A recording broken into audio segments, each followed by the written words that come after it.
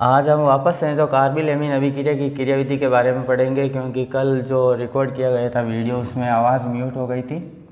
तो देखो carbyl amine reaction की जो क्रियाविधि है उसके अंदर देखो हमने यही रिएक्शन लिखी थी। जो 1 डिग्री एमीन है, चाहे एरोमेटिक हो या एलिफेटिक हो, वो क्लोरोफॉर्म एवं KOH के साथ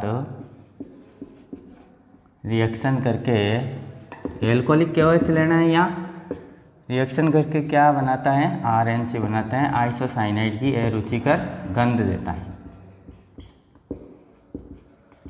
ठीक है, ये 1 डिग्री एमीन है, जो प्राथमिक एमीन है उसका परीक्षण भी है। जैसे आपको वाइवा में पूछ सकते हैं कि प्राथमिक एमीन का परीक्षण क्या है, तो उनको बताना है कि एरोमेटिक या एलिफेटिक 1 डिग्री एमीन होता है, वो क्लोरोफॉर्म और एल्कोहलिक KOH की उपस्थिति में आइसोसाइनाइड की रुचिकर गंध देता है। इसके अंदर हमने 3KCl के मॉलिक्यूल बाहर किए थे और 3H2O के मॉलिक्यूल हटाए थे।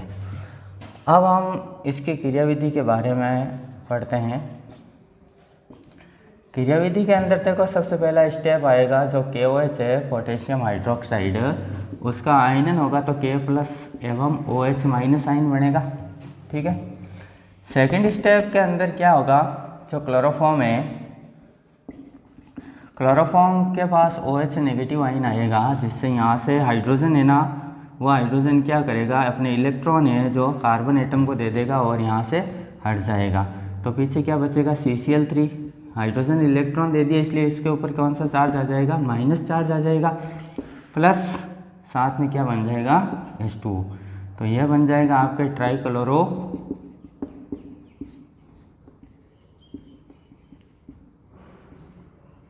कार्ब एनाइन, क्योंकि कार्बन पर क्या आ रखा है, माइनस आ रखा है। तीसरे स्टेप के अंदर देखो, जो ये CCl3 है, ठीक है, यही है, उसमें से क्या करेगा, क्लोरीन है ना, बॉन्ड के इलेक्ट्रॉन अपनी ओर अट्रैक्ट करेगी, जिससे माइनस क्या हो जाएगा, Cl- अलग हो जाएगा, क्योंकि इलेक्ट्रॉन इसने ले लिया तो इस कार्बन में पॉजिटिव आएगा, पॉजिटिव से नेगेटिव क्या हो जाएगा, कैंसिल आउट हो जाएगा। तो पीछे क्या बचेगा, यही बचेगा, इसका नाम हो जाएगा कार्बिन मुक्त मूलक। ठीक है, अब देखो कार्बिन मुक्त मूलक बन गया। फिर चौथा स्टेप कौन सा आएगा, चौथे स्टेप के अंदर है, जो CCl2 है वो RNH2 के साथ रिएक्शन करेगा। देखो ये RNH2 है, 1 डिग्री एमीन प्लस CCl2।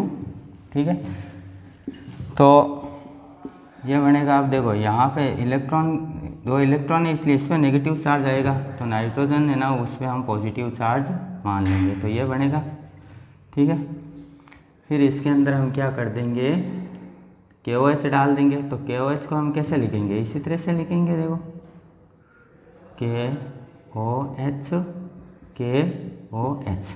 तो 2 KOH अगर इसमें हम डालेंगे तो यहाँ से 2KCl हट जाएगा, 2KCl रिमूव हो जाएगा। पीछे देखो OH है जो यहाँ पर आ जाएगा कार्बन के पास, तो R N ये H और S तो है ही है, एक OH इधर आ जाएगा, दूसरा OH इधर आ जाएगा, सॉरी कार्बन के पास आएगा, इस कार्बन के पास कौन आ जाएंगे, 2 OH आ जाएंगे। फिर यहाँ से हम किसको हटा देंगे, H2O को हटा देंगे।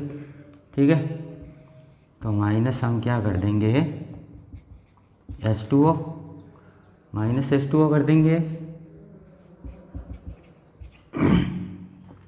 पीछे क्या बच जाएगा हमारे पास, RNC, एल्केन आइसोसाइनाइड,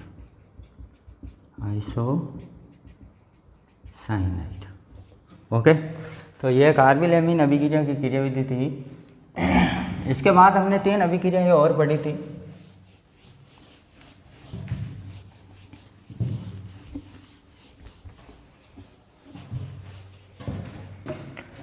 फिर हमने नेक्स्ट अभिक्रिया इसके अंदर पढ़ी थी क्लोरीनीकरण।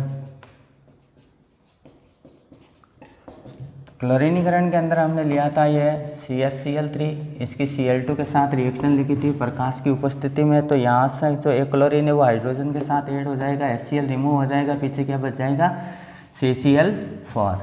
तो यह कौन सी रिएक्शन थी, हमारे पास 8 नंबर वाली थी। अब 9th जो रिएक्शन है वो देखिए राइमर-टिमान अभिक्रिया थी, राइमर-टिमान रिएक्शन। राइमर-टिमान रिएक्शन आपको पहले भी बता रखा था, फिनॉल वाले चैप्टर में वापस पढ़ेंगे और इम्पोर्टेंट भी है, ठीक है। तो राइमर-टिमान के अंदर क्या करेंगे, हम फिनॉल का मॉलिक्यूल लेंगे, ये फिनॉल है, फिनॉल की अभिक्रिया हम किसके साथ करेंगे, क्लोरोफॉर्म और 3KOH के साथ लिखेंगे, ठीक है। लेकिन यहाँ पे जो KOH है वो हम जलीय लेंगे, तो यहाँ से तीनों क्लोरीन हट जाएंगे तो 3KCl बाहर कर देंगे, ठीक है। 3KCl हटाने के बाद आप क्या करोगे, और तो पोजीशन पे है ना, यहाँ पे और तो पोजीशन है, इसके ऊपर हाइड्रोजन है, तो देखिए KOH को हम इस तरह से लिख सकते हैं, तीनों KOH को अलग अलग लिखना चाहते हैं तो ऐसे लिख देंगे, तो यहाँ से तो ये रिमूव हो गया 3KCl।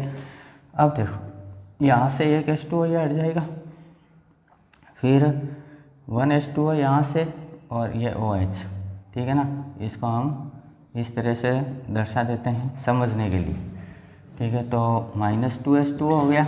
अब देखो पीछे क्या बचा, पीछे यही बचेगा, फिनॉल को जैसे ही लिख दिया हमने, और ये और तो पोजीशन है, यहाँ पर देखो CH है और इसके साथ हम किसको जोड़ देंगे, ऑक्सीजन को, तो CHO क्या बन जाएगा, सेलीसेल्डिहाइड, सेलीसेल्डिहाइड बन जाएगा, ठीक है।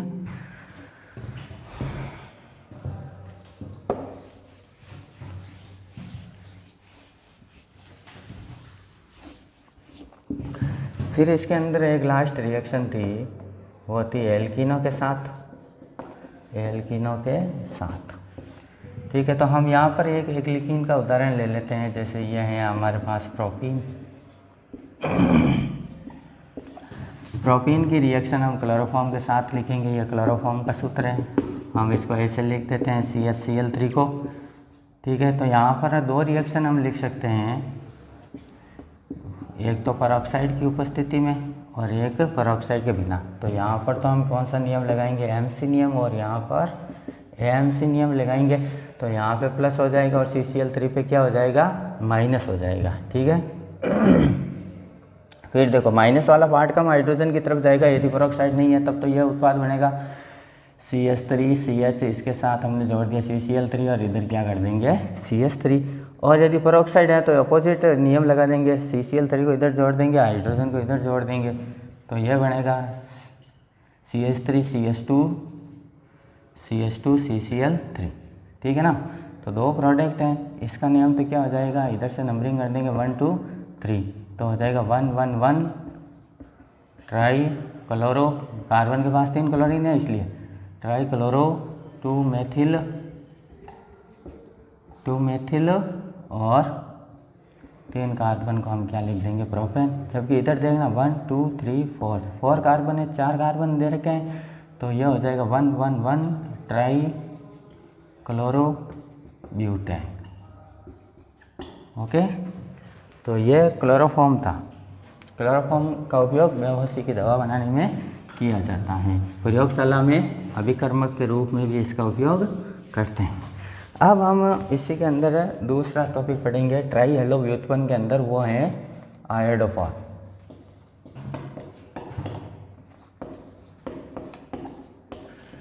आयोडोफॉर्म को हम इस तरह से शो करेंगे CHI3, ओके। आयोडोफॉर्म भी क्लोरोफॉर्म से अधिक क्रियाशील होता है। अब देखो सबसे पहले हम इसका विघटन पढ़ लेते हैं। फर्स्ट ऑफ ऑल विघटन मतलब आयोडोफॉर्म को हम किस तरह से प्राप्त करेंगे। तो इसके अंदर एक ही मेथड है, वो प्रयोगशाला विधि है, प्रयोगशाला विधि, जिसको हम हेलोफॉर्म विधि भी कहते हैं, हेलोफॉर्म विधि से, ठीक है। जैसे हमने क्लोरोफॉर्म के अंदर पढ़ा था, क्लोरोफॉर्म के अंदर हम NaOCl का प्रयोग करते हैं, तो यहाँ पर Cl की जगह आयोडीन लगाना है, और कुछ नहीं डिफरेंट है इसमें, बहुत ही ईजी रिएक्शन है ये, सेम टू क्लोरोफॉर्म के जैसे ही है ये, केवल Cl की जगह I3 का यूज करना है। तो देखो ये एथेनॉल है CH2OH, एथेनॉल है, एथेनॉल के अंदर हम क्या डाल देंगे, NaOI। वहाँ पर Cl था, यहाँ पर हम ले लेंगे सोडियम हाइपो आयोडाइड। ठीक है, तो सोडियम हाइपो आयोडाइड के साथ रिएक्शन लिखना चाहते हैं तो यहाँ से देखो, एक हाइड्रोजन यहाँ से रिमूव करते हैं, एक हाइड्रोजन यहाँ से रिमूव करके ऑक्सीजन को हटा देते हैं, तो क्या बन जाएगा H2O। यहाँ पीछे कौन बचेगा, NaI सोडियम आयोडाइड, और पीछे यहाँ पे बच जाएगा CH3CHO। ठीक है, इसका नेम क्या हो जाएगा, एसिटेल्डिहाइड। ओके, अब देखो एसिटेल्डिहाइड को लेना है फिर, और इसके अंदर हम क्या डाल देंगे, 3 NaOI, क्योंकि 3 हाइड्रोजन यहाँ वाले हटाने हैं तो हम रिमूव क्या कर देंगे, 3 NaOH, मतलब यहाँ से आयोडीन को यहाँ पर लगा देंगे हाइड्रोजन की जगह, और तीनों हाइड्रोजन को आयोडीन की जगह लगाकर NaOH को रिमूव कर देंगे, तो पीछे क्या बचेगा, Ci3CHO। ठीक है ना, तो ये हो जाएगा। देखो उसमें क्लोरेल बन रहा था तो इसमें हम क्या लिख देंगे, आयोडेल। ठीक है, फिर आयोडेल को लेना है आगे, और इसके अंदर हम क्या डाल देंगे, NaOH, यहाँ से इसको हटा देंगे। अब देखो H है जो इसके साथ ऐड हो जाएगा, क्या बन जाएगा, CHI3, तो बन जाएगा CHI3 प्लस देखो HCOONA, यह हो जाएगा सोडियम फॉर्मेट, और यह हो गया आपके कौन, आयोडोफॉर्म। ठीक है ना, यह भी एलोफॉर्म रिएक्शन है, एलोफॉर्म नाम आया तो यह भी लिख सकते हैं और वो क्लोरोफॉर्म वाली भी लिख सकते हैं। ठीक है, अगर यहाँ पर हम एथेनॉल का यूज भी कर सकते हैं, अगर एथेनॉल नहीं मिलता है तो आप सीधे यहाँ से स्टार्ट कर सकते हैं, एसिटेल्डिहाइड से। ठीक है ना, और अगर एसिटेल्डिहाइड भी नहीं है तो आप क्या कर सकते हो, देखना इधर, अगर एसिटेल्डिहाइड भी नहीं मिलता है तो हम किसका यूज करेंगे, एसीटोन का। किसका यूज कर लेंगे, एसीटोन में क्या होगा, CH3COCH3, तो यह हो गया एसीटोन। यहाँ पर भी लग जाएगा यही C+O CH3। ठीक है, ये भी आयोडेल ही कहलाएगा, लेकिन आगे क्या है, मिथाइल लगा देंगे, मिथाइल आयोडेल। फिर देखो यहाँ पर भी हम यही लिख देंगे C+O CH3, तो यहाँ से इसको पूरे को रिमूव कर देंगे हम। ठीक है ना, तो फिर यहाँ पे हो जाएगा ये CH3, तो हम यहाँ फॉर्मेट की जगह सोडियम एसीटेट कर देंगे। बहुत ईजी है, एसीटोन का यूज भी कर सकते हो, एलोफॉर्म में यह रिएक्शन भी हम लिख सकते हैं। तो ये आयोडोफॉर्म का रिएक्शन था।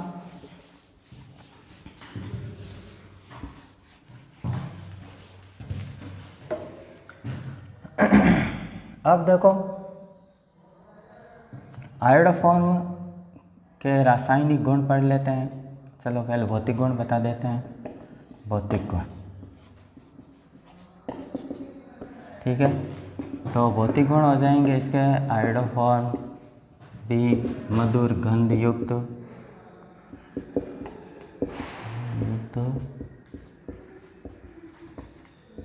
पीले रंग का द्रव है,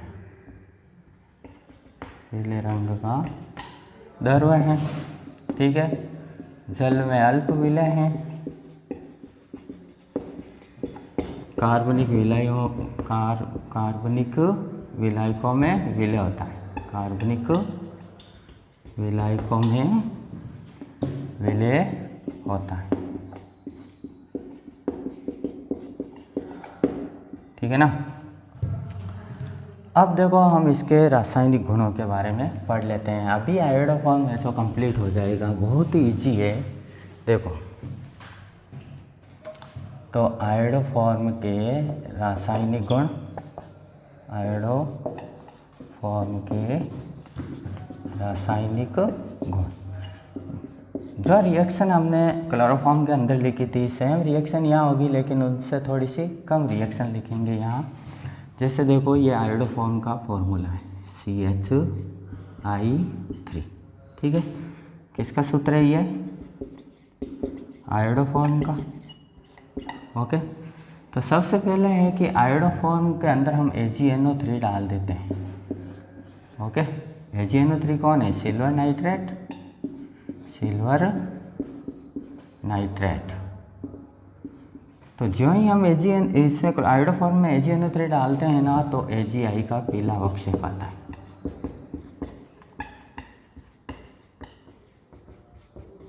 ठीक है, जबकि क्लोरोफॉर्म जो शुद्ध होता है, शुद्ध क्लोरोफॉर्म के अंदर हम AgNO3 डालते हैं तो AgCl का श्वेत अवक्षेप नहीं आता था, जबकि यहाँ पर शुद्ध आयोडोफॉर्म के अंदर भी AgNO3 डालते हैं तो Agi का पीला अवक्षेप प्राप्त होता है, क्योंकि CHI3 में ऑक्सीकृत हो जाता है। ठीक है, क्यों होता है ऐसा? रीजन लिख दिया है यहाँ, क्योंकि जो आयोडोफॉर्म है वो क्लोरोफॉर्म से भी अधिक क्रियाशील है, इसलिए वो I2 में ऑक्सीकृत हो जाता है। अब जैसे देखो आयोडोफॉर्म को यदि हम गर्म करते हैं केवल, तो गर्म करते हैं तो I2 की बैंगनी वाष्प निकलेगी।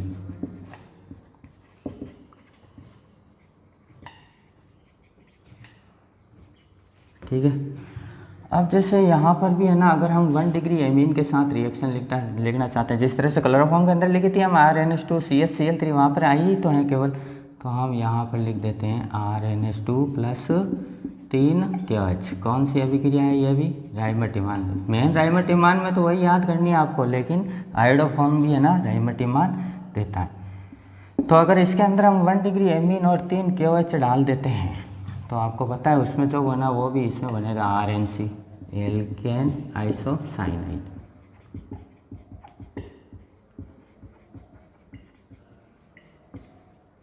बहुत ईजी है। अब देखो, सॉरी है राइमटिमान नहीं थी, ये कार्बिल एमीन। ठीक है, अब जैसे देखो इसमें हम क्या डाल देते हैं? फिनॉल। ये राइमटिमान है, फिनॉल प्लस KOH। यहाँ पर तो कौन सा था? एल्कोहलिक, और यहाँ पर हम कौन सा लेंगे? जलीय। ठीक है, तो ये तो हो गया फिनॉल और KOH है। ये रिएक्शन कौन सी थी? राइमटिमान। ठीक है, तो यहाँ पर देखो क्या बन जाएगा? सैलिसाइल्डिहाइड बनेगा, यहाँ पर भी OH, और इधर क्या लगा देंगे? CHO, सैलिसाइल्डिहाइड। सेम तो वही रिएक्शन है जो क्लोरोफॉर्म के अंदर लिखी थी हमने, केवल ऐसा यह ध्यान रखना है कि AgNO3 के साथ ये Agi पीला अवक्षेप देता है। अब देखो नेक्स्ट रिएक्शन, अगर इसके अंदर हम 6 Ag डाल देते हैं, सिल्वर पाउडर, उसमें भी लिखा था हमने सिल्वर पाउडर का, तो जो ही इसमें सिल्वर पाउडर के साथ रिएक्शन लिखेंगे तो एसिटिलीन बनेगी, एसिटिलीन। ठीक है, और एक एल्कीन के साथ लिख देते हैं। ठीक है, 1 minute.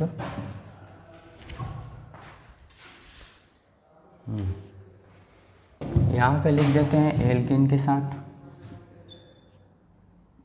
CH double bond CH। ठीक है, ये एल्कीन है, तो I पे माइनस और H पर प्लस और CI3 पर माइनस है, जिस तरह से क्लोरोफॉर्म के अंदर हमने लिखा था। तो हम यहाँ पे ये बना देंगे CH3। ठीक है ना, एथीन है ये, एथीन के साथ रिएक्शन लिखना चाहते हैं तो हाइड्रोजन यहाँ जोड़ देते हैं, CI3 CH2 दूसरे वाले के पास जोड़ देंगे, तो इसका नाम क्या हो जाएगा? CH3 CH2 CI3। इसका नेम हो जाएगा 1,1,1 ट्राई आयोडो और प्रोपेन। ठीक है, तो ये आयोडोफॉर्म था, आयोडोफॉर्म कंप्लीट हो गया है। अब देखो आयोडोफॉर्म के उपयोग लिख देते हैं। तो आयोडोफॉर्म का उपयोग क्या है, ये एंटीसेप्टिक है, ठीक है ना। आयोडोफॉर्म का यूज, एक ही यूज है, इम्पोर्टेंट यूज है, वो पूछ सकते हैं एग्जाम में। तो CHI3 घावों हेतु, जो भी हमें चोट लग जाती है, घाव हो जाता है, उसके लिए घावों हेतु एंटीसेप्टिक मतलब प्रतिरोधी है। पूर्ति नहीं है, ये प्रतिरोधी है केवल, एंटीसेप्टिक के रूप में काम आता है, ठीक है, मतलब रोगाणुनाशी भी है ये। अब हम इस लेसन का 4th पार्ट स्टार्ट करेंगे। 4th पार्ट है इस लेसन का टेट्रा हेलो व्युत्पन्न। टेट्रा हेलो व्युत्पन्न, ओके। टेट्रा हेलो व्युत्पन्न क्या होंगे, इनमें हैलोजन, इनमें X परमाणु की संख्या 4 होती है, ओके। हम इसके अंदर क्या पढ़ेंगे, हमारे पास जो एग्जाम्पल है वो है CCl4 पायरीन, ओके। हम पायरीन पढ़ेंगे इसमें। तो सबसे पहला हम इसके अंदर टॉपिक पढ़ेंगे CCl4 का विट्सन, ओके। 2 विट्सन है। सबसे पहला विट्सन बॉन्ड किसके द्वारा हम करेंगे, क्लोरोफॉर्म से, मतलब इसको किस तरह से प्राप्त करेंगे, क्लोरोफॉर्म से। क्लोरोफॉर्म के अंदर भी हमने रिएक्शन लिखी थी, ये CCl3 + Cl2 in presence of light HCl remove कर दिया और क्या बन गया, CCl4 कार्बन टेट्रा क्लोराइड, ठीक है। यही पढ़ा था हमने, यहाँ से हाइड्रोजन को H के साथ, मतलब क्लोरीन के साथ जोड़ दिया, हाइड्रोजन को HCl हटा दिया, क्लोरीन था एक, यहाँ पे जोड़ दिया, CCl4 बन गया। दूसरा हम यहाँ पढ़ेंगे B Whitson carbon disulphide, carbon disulphide से, ओके। तो कार्बन डाइसल्फाइड का सूत्र क्या है, CS2 है। तो इधर देखो ये CS2 और इसकी हम किसके साथ रिएक्शन लिखेंगे, क्लोरीन के साथ AlCl3 की उपस्थिति में। तो देखो यहाँ पे क्लोरीन कितने लेने हैं, इतना ही दिया हुआ आएगा एग्जाम में, आपको खुद को ही है ना क्लोरीन लेने हैं, ठीक है।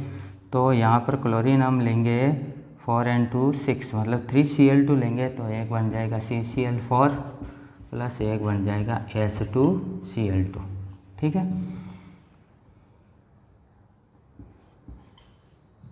ठीक है। इसका नियम हो जाएगा पायरी, आग बुझाने के लिए काम आता है ये। अब जैसे देखो H2Cl2 से भी अगर आप प्राप्त करना चाहते हैं, सॉरी, अगर CH2 के अंदर क्लोरीन नहीं डाल रहे हो तो आप सीधे H2Cl2 से भी प्राप्त कर सकते हैं इसको। तो इससे हम किस तरह से प्राप्त करेंगे, यहाँ पर भी हम क्या लेंगे, AlCl3 लेंगे, यहाँ पे मॉलिक्यूल इसके कितने ले लेंगे, 2, तो क्या बन जाएगा CCl4 + 3, कितने सल्फ़र बचेंगे पीछे, 2 2 4 2 6 6S, ये भी बन जाएगा क्या, पायरी, ठीक है, सल्फ़र अलग हो जाएगा, ठीक है। 2 विधियाँ थी इसमें। अब इसके हम पढ़ेंगे रासायनिक गुण।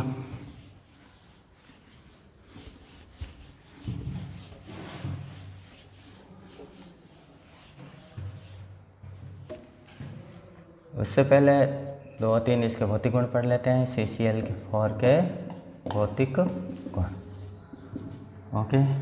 तो भौतिक गुणों के अंदर ये है अध्रुवीय विलायक है, अध्रुवीय विलायक हैं, ठीक है। H2O में ए विलय है ये,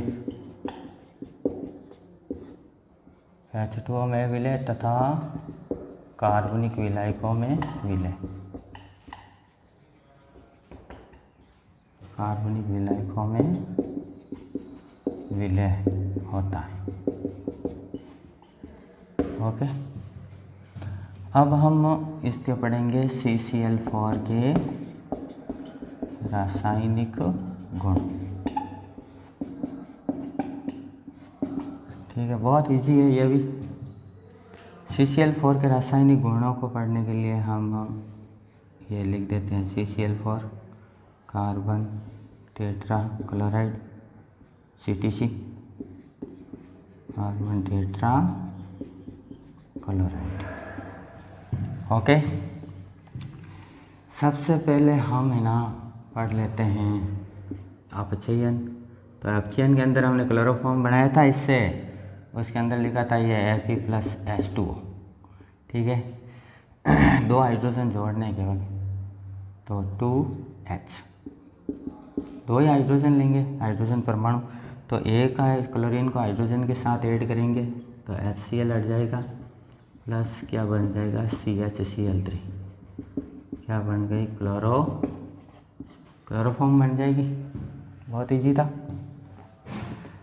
दूसरा देखो, यहाँ पर हम फिनॉल और फिनॉल के साथ रिएक्शन लिखेंगे, तो ये फिनॉल प्लस, इसमें क्लोरीन 4 है तो हम यहाँ 4 KOH लेंगे। उसमें कितने क्लोरीन थे?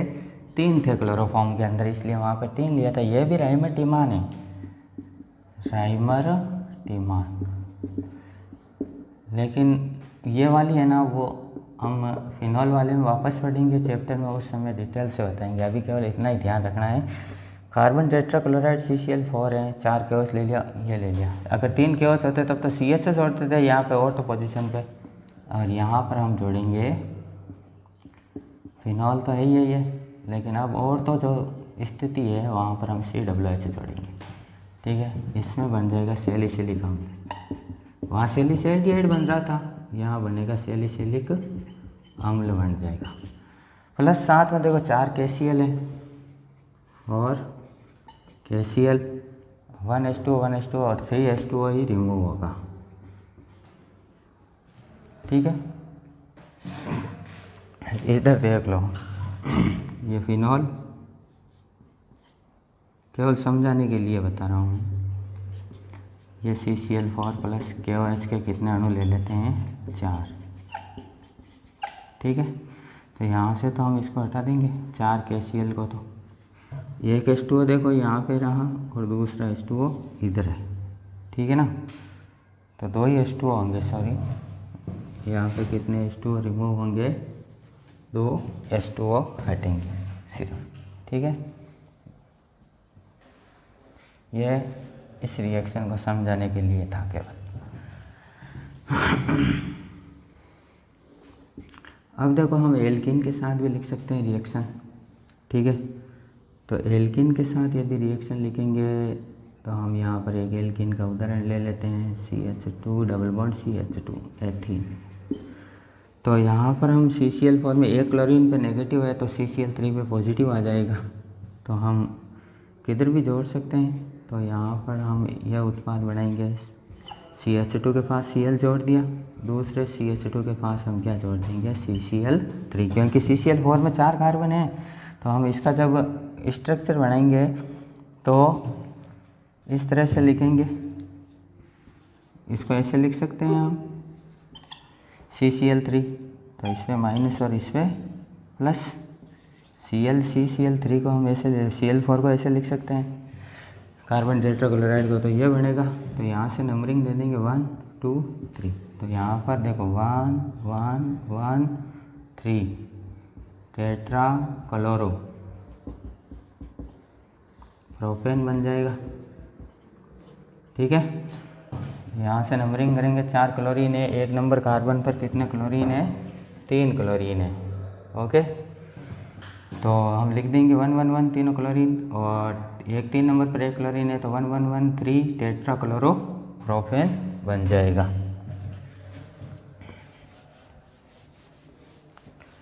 और इसमें एक फ्रीऑन गैस बनाने की विधि है, वो देखते हैं।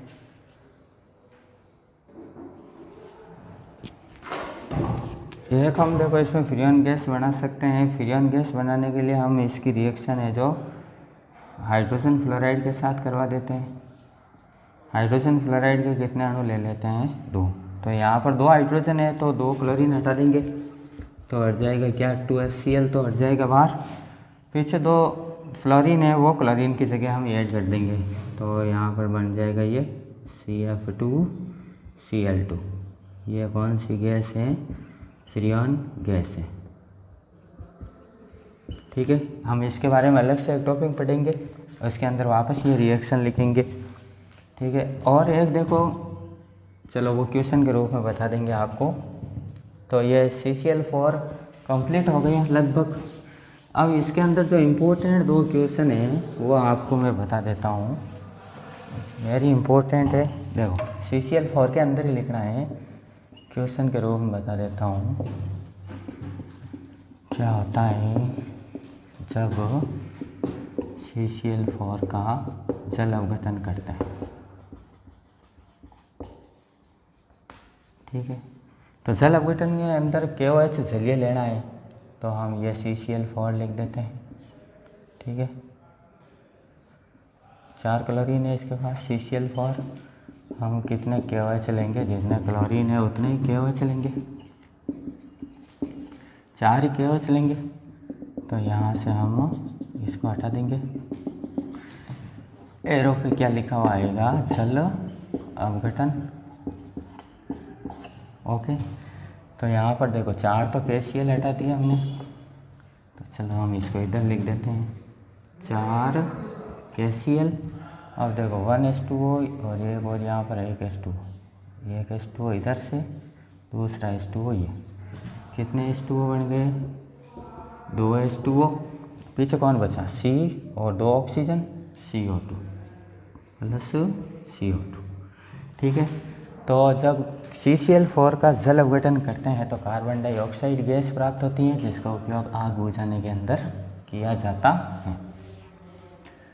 सेकंड क्वेश्चन है, समझ में आ गया? ये देखो CCl4 का जल अपघटन करते हैं तो हमेशा KOH लेना है, 21 KOH की उपस्थिति के अंदर इसका जल अपघटन करते हैं तो 4 KCl हट देंगे, 2 यहाँ से H2O रिमूव हो जाएंगे, पीछे क्या बचेगा? CO2, उसको हम साथ में ऐड कर देंगे तो CO2H2O बनेगा जिसका जल अपघटन करेंगे तो। फिर देखो एक क्वेश्चन और है, CCl4 की H2O के साथ रिएक्शन। ठीक है, तो H2O के साथ रिएक्शन अगर हम इसकी लिखेंगे तो CCl4 है ये प्लस H2O। टेम्परेचर या उस ताप है लगभग 773 केल्विन। ठीक है, तो यहाँ पर देखो 2 हाइड्रोजन है, इन दोनों क्लोरीन को हटा देंगे CCl4 में से तो 2HCl रिमूव हो जाएगा, हट गया 2HCl। अब पीछे ऑक्सीजन बची है जो दोनों क्लोरीन की जगह ऐड होगी तो ये बनेगा COCl2। तो इसका नियम आपको पता है, फॉस्जीन गैस है जो जहरीली प्रकृति की होती है। ठीक है, तो ये टेट्रा हेलो व्युत्पन्न भी कंप्लीट हो गया है। अब देखो इसके अंदर 2-3 यूज हैं CCl4 के, वो बता देता हूँ।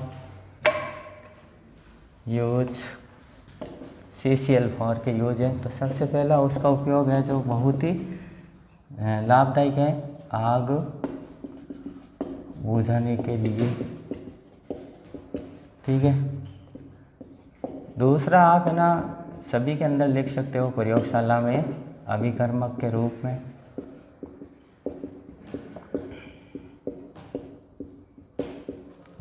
ठीक है, औषधि निर्माण के अंदर भी होता है।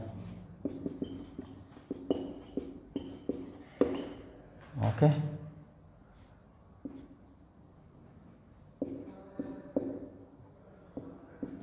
और सैलिसिलिक अम्ल के निर्माण में भी होता है, सैलिसिलिक अम्ल के निर्माण में। ठीक है, तो ये इसके उपयोग थे।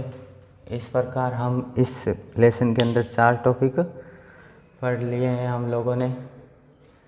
ठीक है, अब जो भी टॉपिक बचे हैं उसमें केवल सबसे बड़ा है जो हेलो एरिन है, बाकी इस छोटे छोटे टॉपिक है। मतलब ये लेसन है ना अब थोड़े दिनों में कंप्लीट हो जाएगा। Thank you.